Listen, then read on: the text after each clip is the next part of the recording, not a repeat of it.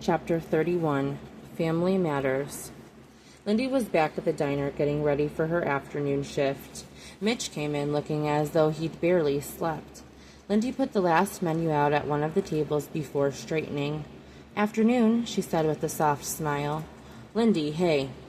The meat shipment just left not too long ago. I went over it with the delivery man and left the receipts downstairs for you." "Perfect, thanks." "Are you all right?" "Where's Jeff?" "Gas station for his cigarettes." "On the clock?" "No, he punched out. He knows he's the only guy that can cook in this town and takes goddamn advantage." "Yes," Lindy agreed. She went around the counter to make him a coffee. "I want to apologize again about having Max here the other day." "It's fine, long as it ain't regular. I know it's tough with you and the kid." His mouth lowered into a frown. "Will shouldn't have left you guys like that." Lindy slid the warm coffee over to him, adding 2 sugars and 2 creamers to the brew exactly as he liked. "It's hard being by myself, but I have to let all that go, you know?" Her voice stayed very low, and she denied him eye contact. "Don't make it less fucked up, honey." Mitch took a sip. "I have a shit habit sometimes of not watching people. That's kinda how I ended up here." He paused. "No offense." Lindy offered a quick nod. "I should have paid more attention to how he treated you. That told me the type of guy he was." She remembered them arguing in the parking lot. Things must have still been tense between them. Now that Langley was conscious, it would probably get worse. She didn't need to know the details to know it was about control. That's what it came down to with most men. Lindy took a breath and looked out of the open windows to the quiet small town. She could see the theater but couldn't make out the poster details. Resting her arms on the counter, she looked over at her boss. "Will looks out for himself. He doesn't let anything get in the way when he wants something. If he doesn't need you anymore, he'll toss you by the wayside. That's how he operates." Mitch took a longer sip of his coffee. Lindy didn't say anything else. She just looked out the window again, letting her words hanging in the air. "You would know him better than most," Mitch said after a time. Lindy shrugged. "For what it's worth, I guess. But you guys are friends, so—" Mitch scoffed. "Nobody knows a man better than his woman." "I'm not that anymore." She kept the bite out of her voice. "He was a better man when he was with you." Lindy let her eyes wander over the table, not sure how to process that. If it was the truth, did it matter at this point? "I heard Langley's up at the hospital." Lindy's eyes widened. "Really? When?" "Must have been in the last 24 hours. Things should get pretty interesting now." She had to agree. The only thing Will should have been concerned with was getting Callis and his gang out of Amber Falls, but other shit just kept falling into his lap. No one was stopping Langley from seeing his house. Craig and Scott stood back quietly as Hugh eyed the damage. A decent portion of the second floor was exposed on the left side. Hugh was in a wheelchair and not a bit happy about it. His body was covered in bandages, with most of his wounds on his back. "This house was built before this town," he said quietly. "We're going to fix it, Daddy.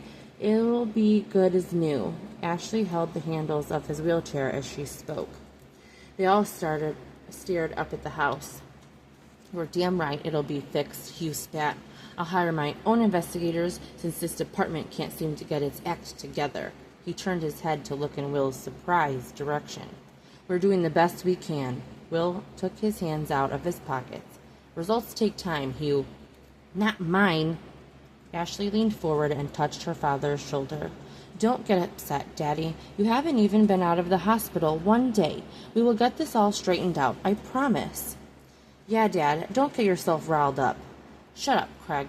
Hugh glanced back at his son. It was obvious the sudden movement gave him pain, and he took his time turning back around.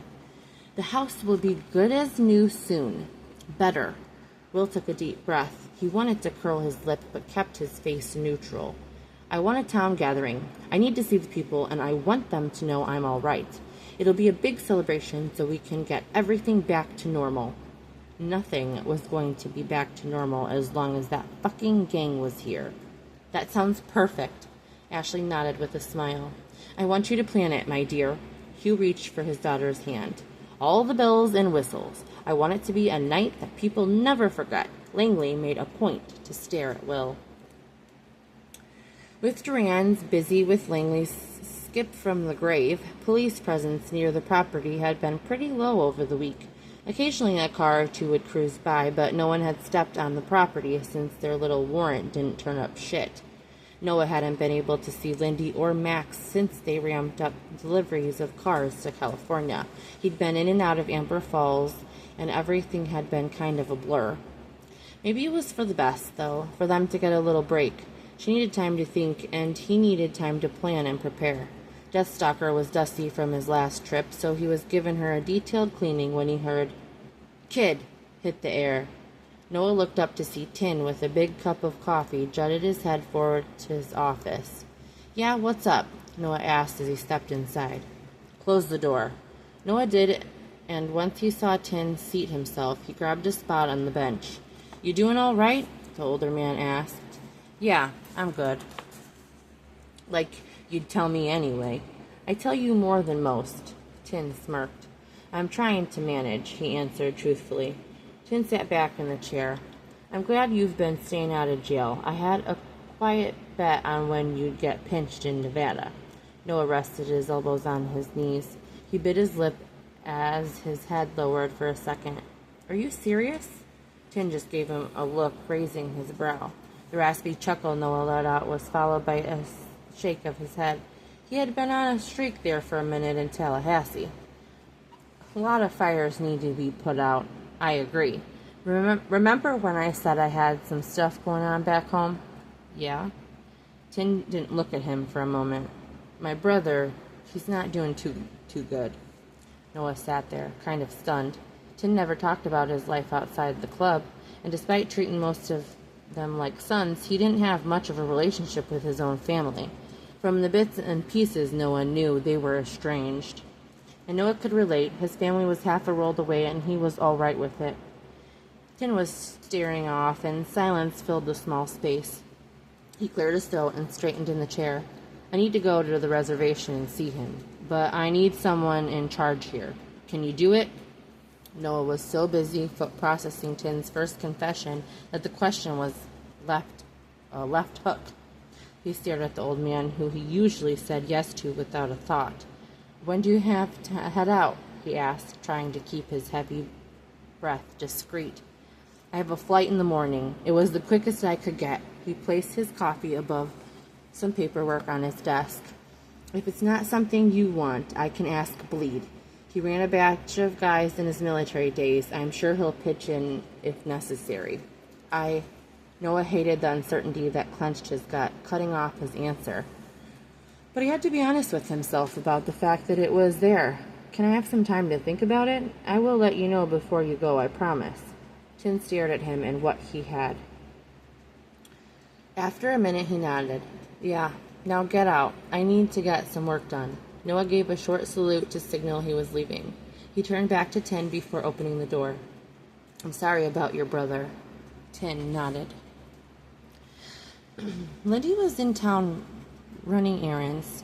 Her car drew a bit of attention as she parked on the side of the pharmacy. It was the smoothest ride she'd ever been in, and for about half of it, she had to hold in her screams to not scare Max in the back seat. Once she was in the car, she noticed something on the front seat. The license plates. Biting her lip, Lindy picked it up, reading it. "Baby girl." She ran her fingers over the letters and smiled. She and Max were dressed similarly today, and she was in a yellow dress, and he was in a yellow t-shirt with a dinosaur print and dark shorts.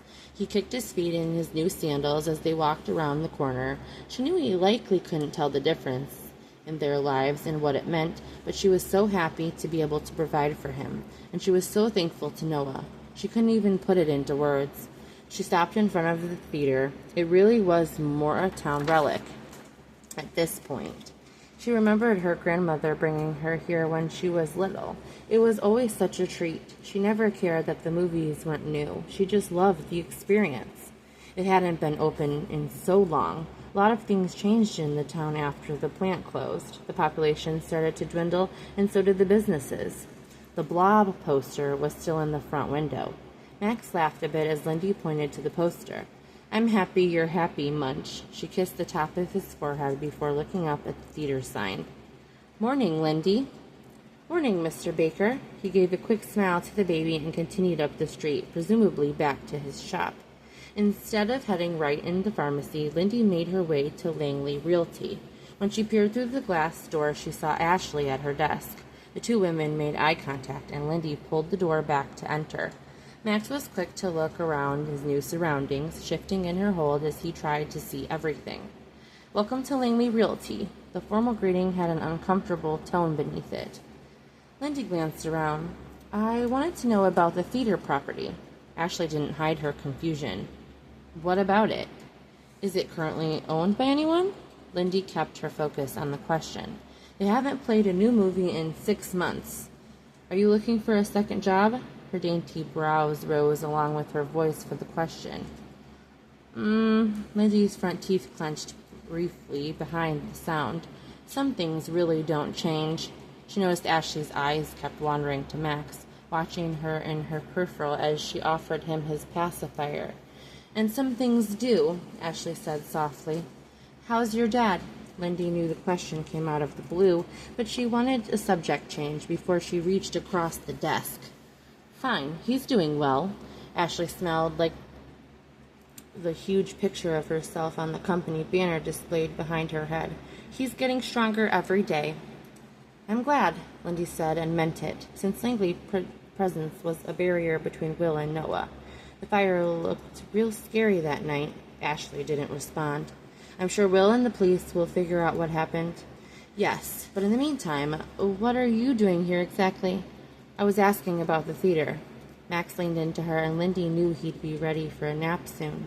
It's available for lease, but it's a commercial property, so it's expensive. Lindy stayed focused. I'd like to see it. Ashley did a double take. Lindy Hargood, do you see your little self as a businesswoman? Do you waste everyone's time that comes in here? The princess's response came quickly. Just the ones that plan to waste mine. You can't afford that place. Stop being delusional. You think I can't afford it, Lindy answered just as quickly. It makes you feel good to look down on me. Lindy stepped closer to the woman's desk. But if I'm so lowly, why do you want everything I have? First you took my boyfriend, and then you tried to come after my baby. Ashley's eyes narrowed. Lindy continued, I'm making an appointment with you right now, and you're going to show me that property this week. Lindy pressed her finger on top of Ashley's paperwork, staring hard into her eyes. Lindy? The front door opened, and at the sound of Will's voice, she felt her anger shift to him. What's going on? He asked, glancing between the two women. Lindy adjusted Max on her hip, lightening her voice. Ashley and I were just talking about the property she's going to show me, the old theater. What? He looked surprised and confused at the same time. Yeah, Lindy turned and smiled down at Ashley.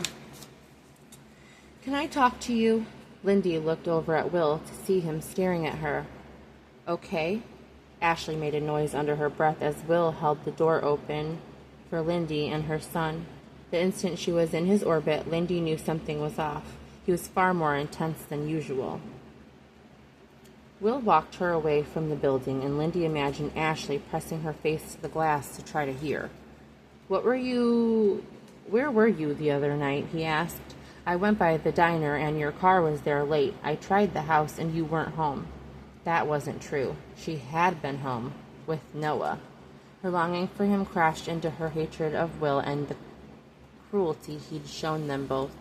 So, are you stalking me? She asked right after. Max had nodded off, and she quickly placed him on his stomach so his head could rest on her shoulder. Lindy, he stared at her when there was some privacy on the street. Those dark green eyes bore into hers. It was like he was trying to dig into her head, and it was strange. My car died. I was at Peggy's. She spoke off the top of her head. You didn't answer my calls, and you never called back. I had no idea you held such great concern for me, Will. It hasn't always been like that, you know. He sighed, narrowing his eyes at her. You're the mother of my child. She didn't roll her eyes, but she really wanted to. And that only means something when you want it to. What's that supposed to mean? She didn't hide her annoyance. Exactly what I said. When I matter to you, when Max matters is on your timetable. Lindy, his lower teeth flashed before he set his jaw. She was right. Something was off. Was he angry because she was with Ashley or something? I made a lot of mistakes with you before Max was born. I made a lot of mistakes after, but you could have waited for me to try to figure that shit out. Wait for you to figure out what, Will? You told me you didn't want me anymore. Part of her couldn't believe what she was hearing, but she managed to filter her reaction. Maybe she could use this to her advantage, but she had to keep her head on straight. Lowering her head, she added, So I accepted that. You shouldn't have, though, because it's not true. It was never true. I think about you all the time. The words rasped near the end. Lindy's stomach could have hit the cement. What did he just say? I kept lying to myself about it after you found me with Ashley. Lindy looked him up. She was thankful Max was asleep, but she wished he wasn't there then. Her baby had been caught up in enough. Why did you hurt me like that? She asked, and the question was genuine. The pain he'd caused her couldn't be underneath or forgotten. How could you cheat on me and treat me like you did if you cared so much? Vulnerability and cynicism twisted her voice. I'm an asshole, all right, he admitted. I thought I had it all figured out. I thought I knew what I was doing. I thought you were someone I needed to put in my past. His jaw tightened. And I was mad about you having Max. I wasn't ready to be a father. Lindy shook her head. It was hard to put her lips and not yell. We didn't deserve how you treated us, Will. I know you didn't. I know. He may have been trying to fix things somehow, but his answers angered her more. I know it's why you... He gnashed his teeth, and she could see a vein in his temple. I know it's why you hate me. She couldn't see his eyes. As she looked up, he turned his head, focusing on the brick building at their side. Lindy's face was hot. She had to relax her throat to say the next words. I don't hate you, Will. I just wish things were different. Max turned his head and snuggled harder against her, and she held him close against her. I had to let go of you, Will. That's what you wanted, so I listened. Lindy, he reached for her face, touching her cheek lightly. This conversation really hadn't gone the way that she had thought it would. His touch was as unexpected as his confession. A low rumbling split the air. Motorcycles. She pulled back from Will's touch. I need to go. She held her son to her as she quickly checked the street before crossing it. By the time she got to the middle of the road, she could see 3 motorcycles halfway down the block. Lindy's eyes quickly zeroed in on Deathstalker and its owner in the center. He was wearing a helmet, and she couldn't tell if he'd spotted her. She glanced back towards Will once she was safely on the sidewalk to see that he was gone.